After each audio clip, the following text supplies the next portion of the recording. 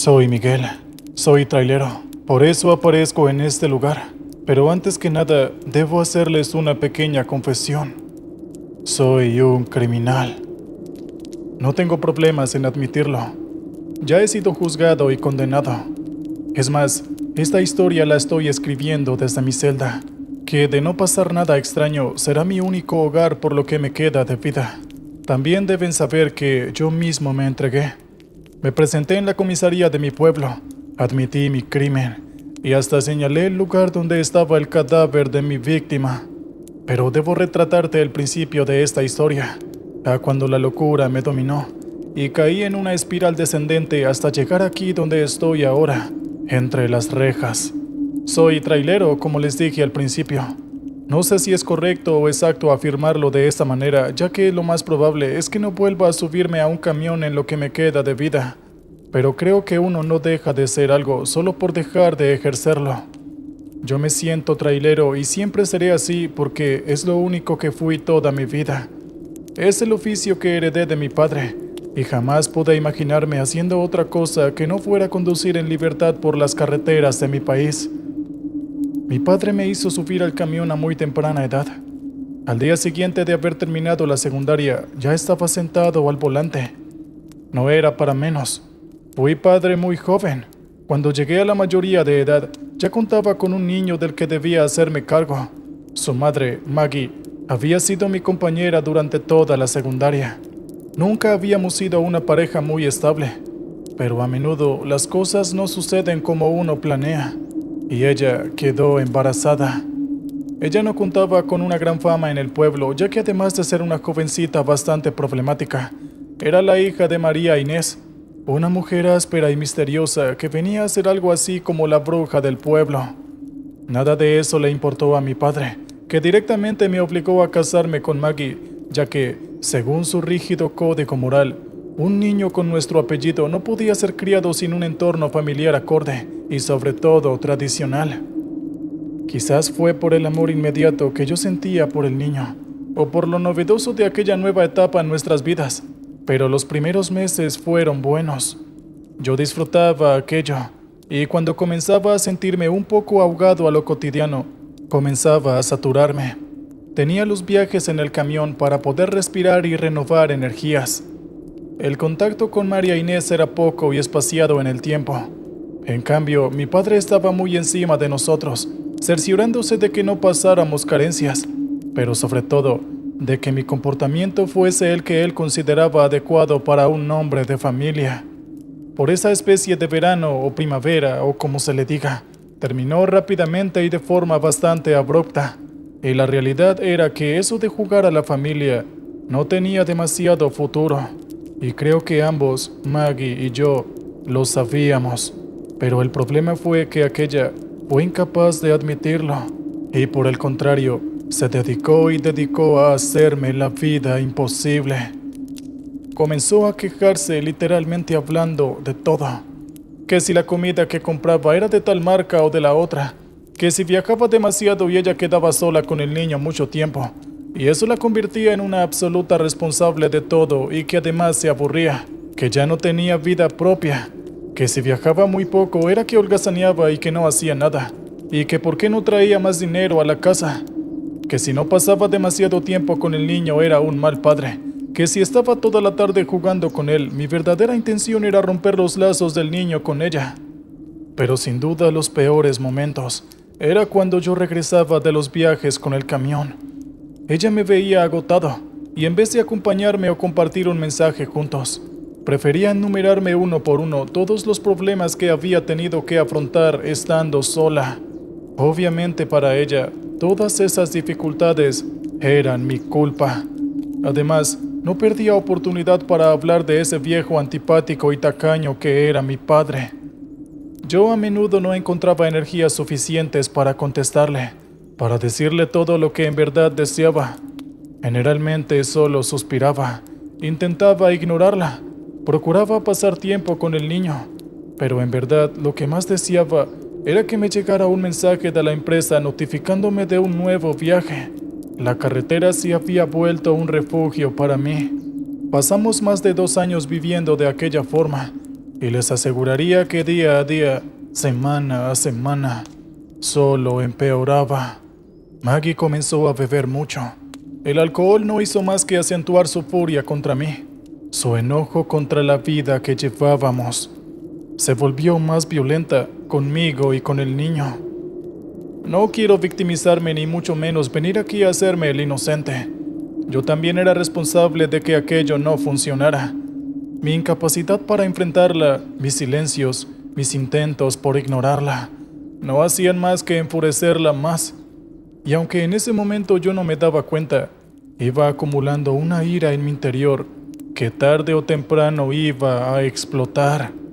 Además, desde unos 6 meses antes de que pasara lo que pasó, yo mantenía una relación con otra mujer.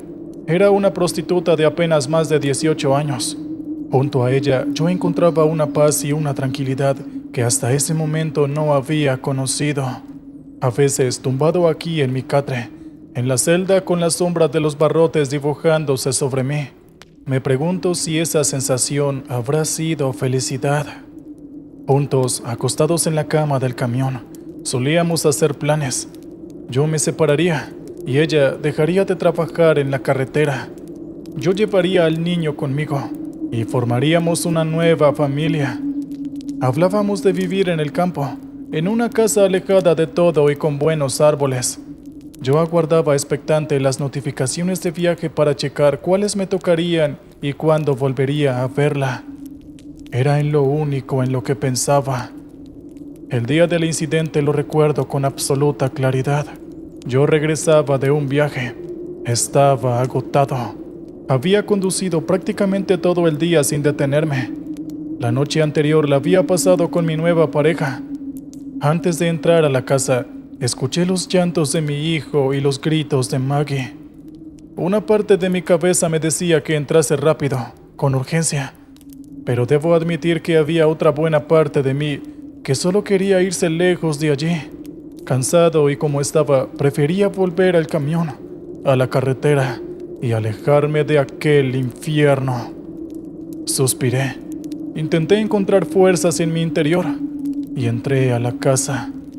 Lo primero que encontré fueron 2 sillas tiradas y un par de platos rotos en el piso. También habían restos de comida desperdigados por el suelo. El llanto venía del cuarto del niño. Cuando abrí la puerta, él se cubrió. Creyó que yo era su madre. Cuando conseguí quitarle los brazos con los que se protegía y comprendió que era yo quien se acercaba, vi las marcas en su rostro. Tenía sangre en ambas fosas nasales y una marca rojiza que no tardaría en oscurecerse. Le rodeaba todo el ojo. Me rodeó con los brazos y lloró sobre mi hombro. Estaba aterrado. Mientras estábamos abrazados, escuché los pasos de Maggie. Eran lentos y tambaleantes. Era obvio que estaba borracha. Otra vez. No quise mirarla a la cara, pero cuando arrancó con su perorata de insultos y a decir que por fin estaba en casa, que ese niño malcriado era insoportable y que yo era un mal padre por dejarlos siempre solos, les juro que no aguanté más. Me puse de pie y me giré hacia ella. Sentí que algo en mi interior se destapaba. Un fuego. Una ira de la cual yo no había sido consciente de la forma que se había acumulado, muy lejos, allá en lo profundo de mi alma. El alcohol se había llevado los últimos vestigios de belleza de Maggie. Parecía una mujer mucho mayor. Estaba despeinada, con la cara torcida y el maquillaje corrido. Había bajado mucho de peso. Sus hombros resaltaban huesudos. En una mano sostenía un vaso con una bebida transparente en la que flotaba lánguida y arrugada una rodaja de limón. Ella me lanzó el contenido del vaso en el rostro al mismo tiempo que me insultaba. Yo ya no sabía quién era en ese momento. La locura me llevó primero a cubrirme el rostro y luego a contraatacar. Fue cuestión de segundos en la que toda la ira acumulada me llevó a ver todo de rojo y a no distinguir lo correcto de lo aberrante. No paré hasta que me di cuenta que mi esposa yacía inerte en el suelo. No necesité mucho más para darme cuenta de que estaba muerta. No me importa que piensen que soy una persona horrible. Admito que cuando salí del shock, sentí cierto alivio. Saqué el cuerpo de Maggie del cuarto y le dije a mi hijo que no saliera de la habitación. La saqué de la casa. Ya era tarde y no andaba ni un alma en el pueblo. La cargué en el camión y la lancé en una ciénaga putrefacta a las afueras del pueblo. Ahí debería ser imposible de encontrar. Regresé a casa. Limpié el piso. Me di una ducha y me acosté en mi cama junto con mi hijo. Le dije que su madre estaba en el hospital y que allí pasaría unos buenos días. Al día siguiente comencé con los preparativos. El plan era bastante sencillo. Dejaré al niño con mi padre. Le diría que Maggie había huido. Iría a buscar a mi chica y encontraríamos un lugar donde quedarnos. Cuando estuviésemos medianamente establecidos, volvería por el chico. Estaba en eso, preparándole el bolso a él, cuando de repente golpearon la puerta. Por un momento pensé en no abrir, pero tampoco era bueno sumar actitudes sospechosas. Volvieron a golpear esta vez con mucha mayor vehemencia, así que abrí la puerta. Era María Inés, la vieja, la loca, la bruja y la madre de Maggie. Yo no reaccioné. Ella tenía el gesto desencajado, los ojos rojos de furia. «¡La mataste!», me dijo. Luego empezó a gritarlo una y otra vez. Se vino encima mío y me atacó. Sentí sus uñas lastimándome la piel del cuello y de los brazos. La alejé de la puerta a empujones. Algunos vecinos y transeúntes nos vieron. Ella trastabilló y cayó al piso. Y desde ahí me repitió que yo la había matado, que ella lo había visto todo en un sueño. Yo le dije que se fuera y que estaba loca, y que no quería volver a verla cerca de mi casa. Ella se puso en pie muy lentamente. Me miró con los ojos brillosos. Su largo y desordenado pelo negro se agitó con la brisa. Movió sus brazos y las pulseras doradas tintinearon entre sí. Fue como si el tiempo se hubiera detenido. Murmuró algo rápido que no pude entender. Luego dio un paso al frente. Levantó la cabeza. Puso los ojos en blanco y a viva voz me dijo: «Te maldigo, hombre malo, hombre cruel, asesino. Nunca te dejarás solo. Hasta el último de tus días, hasta la última de tus noches. Ella volverá por ti». Luego se dio media vuelta y se fue, caminando torcida por las calles del pueblo. Intenté que aquello no me alterara, así que continué con mi plan. Fui a la casa de mis padres. Dejé al niño con sus cosas. Mi padre me tomó por los hombros y me exigió una explicación. Yo me deshice de él con un empujón y le dije que Maggie nos había abandonado, que yo tenía que hacer un viaje y que luego lo llamaría y volvería por el niño. Me di vuelta y me fui sin mirarlo a los ojos. Subí al camión y me marché. La noche me sorprendió cuando todavía me faltaban 200 kilómetros para encontrarme con Camila. Llamémosla de esa forma porque prefiero no decir su nombre real. Durante el viaje había pasado por todos los estados. Por momentos me ilusionaba con la posibilidad de volver a empezar. Pero luego caí en raptos de llanto, tristeza y culpa. Al final, el que siempre me asaltaba era el miedo. Miedo a que alguien encontrara el cuerpo de Maggie, de que me descubrieran, de terminar justamente donde estoy ahora, en la cárcel. Me sentía casado física y mentalmente. Torcí la vista para ver por el retrovisor, y ahí, en el espejo, encontré los ojos de Maggie mirándome con furia. Del susto di un volantazo y casi pierdo el control del camión. Cuando lo recuperé, volví a mirar y ya no estaban allí. Comencé a pensar que mi cabeza y el cansancio estaban jugándome una mala pasada. No había terminado de recuperarme cuando ella se apareció justo en medio de la carretera. Era Maggie, de pie, con la sangre en la boca y el vaso aún en la mano. No tuve tiempo para nada. La atravesé con el camión. No hubo impacto. Ella simplemente se desvaneció. Pero ella estaba seguro. La había visto con claridad. Seguí adelante sin saber muy bien qué debía hacer. El corazón me retumbaba en el pecho. Estaba cubierto en sudor y aferraba mis manos al volante para evitar que temblaran. 1 kilómetro después, un neumático explotó. Me vi obligado a detenerme y bajar. Vigilaba hacia todos lados. La noche oscura era por demás silenciosa. Revisé la rueda. Pedazos de vidrio la habían rajado. La cambié lo más rápido que pude. Los tornillos y las tuercas se me resbalaban de mis manos sudadas y temblorosas. Cuando el camión estuvo listo, me sentí algo aliviado. Subí a la cabina, encendí el motor y regresé a la carretera. Quizás todo había sido una simple alucinación, una producción pura de mi mente perturbada. Escuché un ruido a mi derecha. Intenté ignorarlo.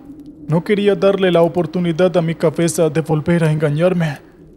Pero el ruido se repitió. Me giré y encontré a una mujer sentada a mi lado. Ella miraba por la ventanilla. Es decir, yo no podía verle el rostro, pero sí vi la nuca lastimada, la sangre brotando de la herida y luego resbalando por la espalda. Ella se dio vuelta muy despacio. La piel de Maggie estaba aún más pálida que de costumbre. Me sonrió con una mueca macabra y vi el odio en sus ojos. Se me lanzó encima y luego de eso no puedo recordar nada más. Desperté con el sol del día siguiente. Estaba tumbado contra mi puerta con el cuello torcido. Estaba solo. Revisé el celular. El mediodía estaba cerca. Tenía llamadas perdidas y mensajes de Camila. Recordé las palabras de la bruja María Inés y supe que era lo que debía hacer. Puse en marcha el camión. Lo giré y regresé a mi pueblo. Una vez llegué, fui directo a la comisaría y confesé mi crimen. Supe luego que después de arduas horas de trabajo, pudieron recuperar el cuerpo de Maggie de la ciénaga. Cuando me trasladaron a la cárcel, vi a María Inés que me observaba desde la acera de enfrente. No reía, solo se regodeaba. Solo me observaba con odio. Ahí me condenaron a cadena perpetua. Una vez por mes mi padre me trae de visita a mi hijo. Él prefiere quedarse lejos. No me habla. Yo a la distancia veo su gesto adusto, su vergüenza y decepción. Por las noches, todas y cada una de ellas, es Maggie quien viene a verme. Esa es mi maldición. De alguna forma, haberme entregado mitigó sus ansias de venganza. Habitualmente se conforma con quedarse de pie en la oscuridad de la celda. Yo solo finjo dormir, pero sé que hasta que salga el sol, ella está ahí. ¿Qué tal, oyentes? Espero que hayan disfrutado el relato anterior. Muy bien, ahora vamos con el siguiente. Buenas noches para todos. Espero no molestarlos, pero quiero contarles mi historia. Soy trailero, y algunos colegas me dijeron que este es el lugar en donde podemos contar todas esas historias que nos suceden en la carretera y son difíciles de relatar en otros ámbitos. Era uno de mis primeros viajes. Había conseguido el trabajo gracias a mi tío Rubén, que me inició en el trabajo de trailero y me había enseñado la mayoría de los secretos de la profesión. Llevaba algo más de un mes realizando viajes de corta distancia cuando un compañero, veterano y experimentado, tuvo una indisposición de último momento y me llamaron de la empresa para que lo reemplazara. Tuve que presentarme a las 2 horas en la planta para cargar e iniciar el viaje. Mi tío Rubén ya se había jubilado para ese entonces. Si no, seguramente le hubiesen asignado el viaje a él. De todas formas, se enteró de que me habían dado aquel viaje largo hasta el pueblo. Y justo antes de que yo arrancara, me mandó un mensaje. Sobrino, buen viaje. Viaja con cuidado. No se te olvide que hay lugares donde es mejor no detenerse por nada, aunque uno vea lo que vea. Ni bien leí el mensaje, lo llamé. Quería saber a qué se refería exactamente, pero él no contestó. Solía dormirse temprano, así que no tuve más remedio que iniciar el viaje con la incertidumbre de no comprender qué era lo que realmente me había querido decir. Debía transportar un cargamento completo de repuestos mecánicos hasta el puerto para que de allí viajaran en barco hacia el norte. Es decir, que tenía que recorrer más de 2000 kilómetros en poco más de un día. La carga era tan pesada que no me permitía avanzar a una buena velocidad. Por lo tanto, la clave para poder llegar a tiempo era detenerme solo lo mínimo e indispensable, no más que para cargar combustible, ir al baño y comprar comida. Inicié el viaje pasado el mediodía. El plan era poder estar descargado en el puerto al atardecer del día siguiente. Me aprovisioné de comida, café y bebidas energéticas. Recuerdo que estaba muy entusiasmado. Me motivaba que confiaran en mí para un viaje como aquel. Sería el primero de esos viajes de los cuales mi tío me había contado 1000 historias. El entusiasmo me llevó a olvidarme rápidamente del mensaje en el teléfono. Mi tío había sido muy importante para mí. Yo perdí a mi padre cuando era muy pequeño. Nos quedamos solos con mi padre y fue él quien más nos ayudó. Me recuerdo de muy pequeño, esperando junto a la puerta porque mi madre me había dicho que él regresaría ese día a la ciudad de uno de sus habituales viajes. Él regresaba y lo primero que hacía era visitarnos. Cuando podía me traía un regalo, pero lo que yo más me esperaba era que él se sentara en el piso junto a mí y me contara sus historias, que me hablara de las carreteras que había transitado y de las aventuras que había recorrido. A medida que fui creciendo y ya no me asustaba con tanta facilidad, el tío Rubén comenzó a relatarme historias mucho más misteriosas y en muchos casos terroríficas. Mi madre solía regañarlo. Le decía que esas historias solo me provocarían pesadillas. Pero yo, más allá de que muchas veces sentía cómo se me erizaba la piel, no hacía más que fascinarme con aquellas historias, con las carreteras y con esa profesión que se había vuelto un sinónimo de aventuras y libertad. Ya en la adolescencia conseguí que mi madre me diera permiso para acompañarlo en algunos viajes, así que fui aprendiendo los detalles de la profesión y me fui preparando. Aprendí a conducir camiones de gran tamaño mucho antes de lo que le terminé admitiendo a mi madre. La empresa no solía contratar traileros tan jóvenes como yo, pero gracias a la intervención de mi tío, que tenía una gran relación con los dueños después de tantos años de servicio intachable, conseguí el trabajo. Nunca, ni siquiera hoy en día, dejé de recordar las historias de misterio y suspenso en las carreteras que mi tío me contó. Nunca lo hice, ni siquiera ahora que pude comprobarlas. Las primeras horas del viaje fueron de lo más comunes y corrientes. Era una tarde soleada de invierno, de esas en que el sol entibiaba lo que la brisa al mismo tiempo refrescaba. Como les contaba antes, el camión iba tan lleno y pesado que me veía obligado a controlar la velocidad. La ruta estaba descargada. Poco tráfico, nada de qué preocuparse. Cuando el atardecer llegó, tuve que hacer la primera parada para cargar combustible. Me detuve en una estación de servicio y procuré no demorarme más de lo puramente necesario. Recargué mis suministros de azúcar para combatir y demorar todo lo posible la llegada del sueño. Con el tanque lleno regresé a la carretera. La noche estaba cada vez más cerca. La oscuridad había llegado cuando consulté el GPS. El sistema me indicaba girar a la izquierda y tomar por una carretera secundaria. En la empresa ya me habían advertido de esto. Al tomar aquella ruta, me evitaría tener que ingresar a la próxima ciudad, y eso significaría ahorrar muchísimo tiempo. Atravesar ciudades cuando uno está haciendo un viaje largo siempre es de lo más engorroso. Tomé la carretera que el GPS me indicaba. Inmediatamente vi y sentí las diferencias. Era mucho más angosta. El asfalto estaba en bastante mal estado, plagado de baches y rajaduras, y las banquinas a ambos lados estaban descuidadas. Pajonales altos rodeaban a los árboles de tronco gris que crecían de forma desordenada. Recorrí unos cuantos kilómetros, quizás unos 30.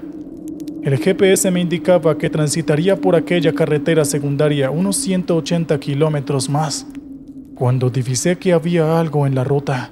Unas balizas rojas titilaban como dos ojos rojos en medio de la oscuridad absoluta. Al acercarme despacio, pude ver que era una vieja camioneta. Parecía que había pinchado un neumático o tenido un desperfecto mecánico, porque un hombre estaba recostado en el asfalto intentando arreglarla. Desde el camión, yo solo podía ver sus piernas que sobresalían sobre la carretera. A un lado de la camioneta, de pie sobre la banquina, estaba una mujer con sus dos pequeños.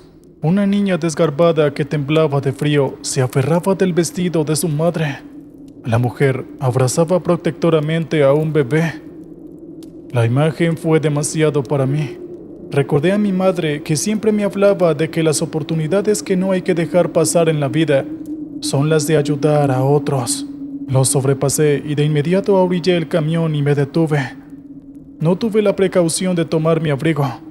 Cuando me bajé, el invierno me dio la bienvenida con un aire helado que parecía querer meterse hasta mis huesos. Una brisa suave agitaba los pajonales a los lados de la carretera. Me acerqué caminando hasta ellos. La madre y la niña se giraron hacia mí. La luz de mi camión y de la camioneta me hacían verlas en unos tonos pálidos y amarillentos. La mujer se veía cansada y apesadumbrada. El bebé gimoteaba lastimosamente en el pecho de ella. La niña al borde de las lágrimas. Les pregunté qué había sucedido, y la voz que respondió con tono lúgubre y apagado fue la del hombre que estaba metido debajo de la camioneta. Dijo que se había pinchado, pero que no podía quitar la rueda porque algo la retenía desde adentro. Era un desperfecto mecánico o algo así. No se le entendía con claridad. Yo le dije que tenía herramientas. Él me contestó que vendría bien algo de ayuda. Caminé hasta el camión y regresé con la caja de herramientas. Me puse en cuclillas en el asfalto, al lado de las piernas del hombre. Él finalmente salió de abajo. Era un hombre maduro, quizás de unos 50 años. Llevaba un grueso bigote negro y estaba cubierto de sudor. Me saludó con la cabeza y me hizo una seña para que fuese yo el que se metiese debajo e intentase arreglar el problema. Un poco sorprendido, me recosté y me deslicé por el asfalto áspero y agrietado. Llevé una llave sueca y el teléfono para alumbrarme, sin saber muy bien cuál era el desperfecto que buscaba y qué era lo que impedía retirar el neumático dañado. Revisé toda la zona con la linterna del teléfono. No pude encontrar nada fuera de lo común, y recién ahí me di cuenta de que todo estaba muy silencioso. No se escuchaba a la niña tiritar, no se escuchaba al bebé gimotear. Torcí la cabeza para ver por debajo de la camioneta, y ahí vi los 4 pares de pies orientados hacia... ¿4? ¿4 pares de pies? Me pregunté a mí mismo casi que gritando en mi mente. En ese mismo momento, algo me tomó por los tobillos y me tiró hacia afuera. Mi espalda se raspó dolorosamente con las piedrillas del asfalto. El impulso me arrojó hasta el medio de la carretera. Me incorporé dolorido sin entender qué sucedía. Cuando levanté la vista, ya no encontré ni al hombre, ni a la mujer, ni a sus hijos. Habían cambiado. Eran 4 criaturas humanoides, pálidas, y lo más curioso y aterrador era su ausencia de rostros, donde se supone que tenían que estar sus caras. Había unas ondulaciones que no dejaban de moverse, casi como si vibraran. Los 4 se acercaban a mí, intentaban rodearme. El corazón se me paralizó. A cada paso que daban, emitían una especie de murmullos, casi como si hablaran en un idioma propio imposible de entender para mí. Me obligué a salir del shock y el parálisis a la que el miedo nos conduce. Miré hacia mi camión. Había dejado la puerta en mi lado abierta y no me separaban más de 15 metros. Di un paso adelante y lancé un golpe hacia la criatura que estaba a mi izquierda. Fue como golpear un rostro hecho de barro. El puño se me hundió en una sustancia blanda y viscosa, pero al menos logré hacerlo retroceder un par de pasos y creé una grieta entre los cuatro. Aproveché el espacio y corrí hacia el camión. Uno me sujetó por el hombro, pero logré deshacerme de él. Subí al camión. Su murmullo se había transformado en un grito imposible de explicar. Golpearon la puerta hasta que logré dejarlos atrás. Los miré por el espejo y con horror vi cómo volvían a tomar formas humanas. Volvía el hombre de bigote, la mujer cansada, la niña, y uno se achicaba lo suficiente para convertirse en un bebé, que luego era alzado por la madre. Vi cómo regresaban hacia la vieja camioneta rota, seguramente esperando para el próximo ingenuo. Con el corazón retumbando en mi pecho, me alejé allí a toda velocidad. No me importó que el camión sufriera y el motor debiera forzarse al máximo. No recuperé la tranquilidad hasta que abandoné aquella oscura y angosta carretera. Un par de horas después, ya más tranquilo y conduciendo despacio, por una carretera iluminada y tranquila, tomé el celular y leí de nuevo el mensaje de mi tío Rubén. Sobrino, buen viaje. Viaja con cuidado.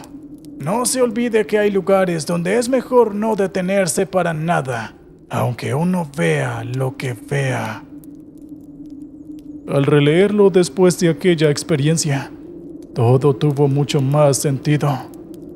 No fue esta la única vez que recorrí la carretera de los sin rostro, pero sí fue la única vez que me detuve. Con el correr de los años vi a aquellas criaturas tomar la forma de mi madre, la de mi tío y hasta la de mi padre muerto, del cual yo apenas recordaba vagamente su rostro. Y ahí aprendí aquella vez a seguir los consejos de mi tío. Jamás me detuve, y espero que ahora que saben esto, ustedes tampoco lo hagan.